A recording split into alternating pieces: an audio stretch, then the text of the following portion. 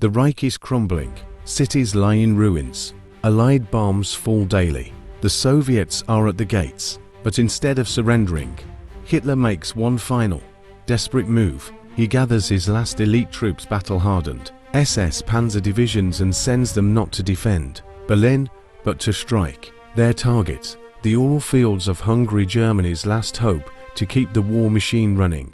It's March 1945. The war is all but lost, and yet Nazi Germany launches one final offensive. This is the story of Operation Spring Awakening, the last gamble of a dying regime. March 6, 1945. Europe is a continent in flames. The tides of war have turned decisively against Nazi Germany. On the Western Front, Allied forces have crossed the Rhine and are pushing deep into German territory. To the east, the Red Army sweeps relentlessly westward, threatening the heart of the Reich. Amidst this overwhelming pressure, Adolf Hitler orders one final desperate gamble. Operation Spring Awakening and Tournament, Frühlingserweckung, the last major German offensive of the Second World War. The stakes could not be higher. The war machine of the Third Reich is starved of its most vital resource, oil, synthetic fuel production. Once a backbone of Germany's war efforts, has been decimated by relentless Allied bombing. The only remaining substantial oil reserves lie near Lake Balaton in western Hungary, home to some of Europe's richest oil fields. Without this lifeblood, German tanks, aircraft, and vehicles will be immobilized. Hitler believes a bold, surprise offensive here could secure the oil fields, stabilize the Eastern Front, and deliver a blow so severe to the Soviet forces that it might buy time for Germany to regroup, for new weapons to arrive, or for some miraculous shift in fortune. It is a hope born of desperation. To execute this, Germany marshals some of its most elite units, the Waffen SS divisions that had previously fought in the bitter battles of Normandy and the Ardennes. The 6th SS Panzer Army is assembled under the command of Field Marshal Sepp Dietrich, comprising the feared 1st SS Panzer Division Leibstandarte SS Adolf Hitler, the 2nd SS Panzer Division Das Reich, the 3rd SS Panzer Division Totenkopf, the 5th SS Panzer Division Viking, and the 12th SS Panzer Division. Hitler Jugend, all veterans hardened by years of brutal combat. In February 1945, before the main attack kicks off, German forces launch a smaller preliminary attack, Operation Southwind. Its goal is to clear Soviet bridgeheads north of the Danube River near the Hron and Garam rivers, thereby securing the flanks for the upcoming main assault. The operation is a tactical success and temporarily pushes back Soviet troops, but it also signals to the Red Army that the Germans are preparing for something larger. The veil of secrecy surrounding Spring Awakening begins to lift. Undeterred, German command presses on. Troop movements are shrouded in secrecy. Armored divisions are disguised as training units, insignia and identifying markings stripped to prevent detection. The Wehrmacht hopes to mask the true scale and intention of the build-up.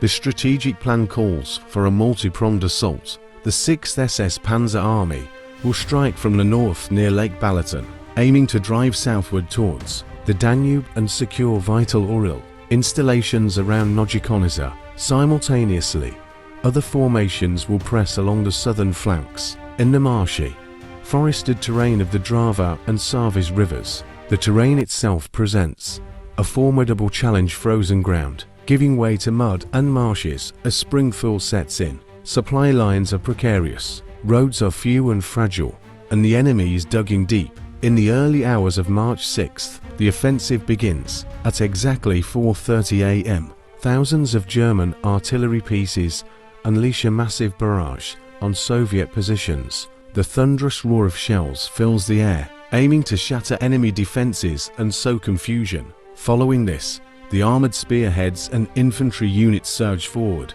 The elite SS divisions, led by battle-hardened commanders, spearhead the assault with ruthless determination. Initial breakthroughs occur. The Germans recapture towns, overrun forward Soviet trenches, and advance several kilometers on multiple fronts.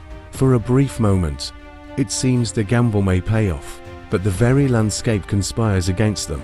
The spring thaw turns roads into quagmires, tanks, half-tracks, and supply vehicles sink into mud. Immobilized and vulnerable, mines planted by the Soviets litter the ground, exacting a heavy toll on armor and personnel alike. Anti-tank guns and well-prepared infantry positions lay deadly ambushes. Communication between units becomes disjointed.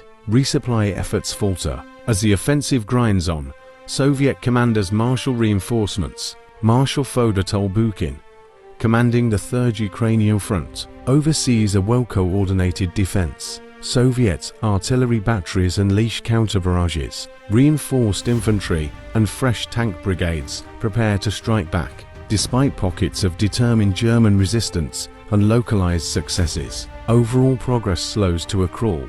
The Soviets hold key river crossings and fortified lines. The German spearheads become overextended and vulnerable.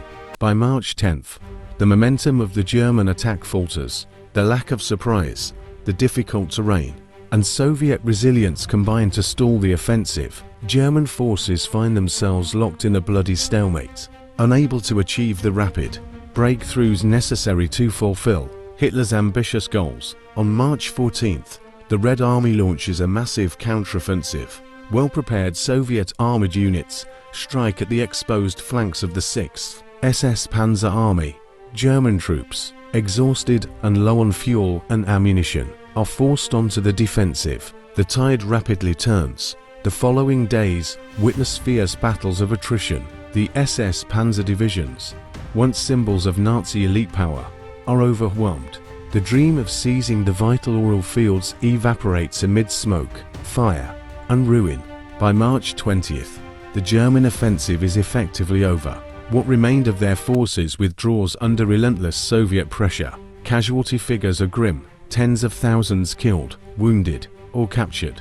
Hundreds of tanks and armored vehicles are lost. Adolf Hitler is enraged. He demands accountability. In an unprecedented act of humiliation, he orders the removal of the SS sleeve titles, the Armillstreifen, the embroidered cuff bands bearing the names and honors of their divisions. This symbolic gesture is meant to shame the Waffen-SS for failing him. Though Field Marshal Dietrich refuses to enforce the order fully, the damage to morale is done.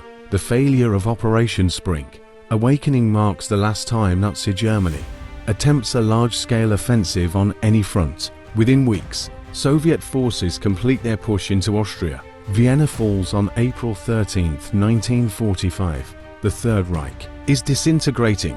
The offensive exposed the dire reality facing Germany: depleted resources, exhausted troops, overstretched supply lines, and a command structure clinging desperately to false hope. Operation Spring Awakening serves as a tragic epitaph for the Third Reich's military ambitions. It was a final, desperate bid launched too late, with insufficient strength, and against overwhelming odds. Its failure hastened the collapse of Nazi Germany, paving the way for the final Allied victory in Europe. The legacy of Spring Awakening is a solemn reminder of the brutality and futility of war. It stands as a stark testament to a regime's desperation and the human cost of hubris. As the guns fell silent months later, the world began the painful process of rebuilding and remembering. Subscribe to the History Front for more deep dives into the pivotal moments that shaped our world.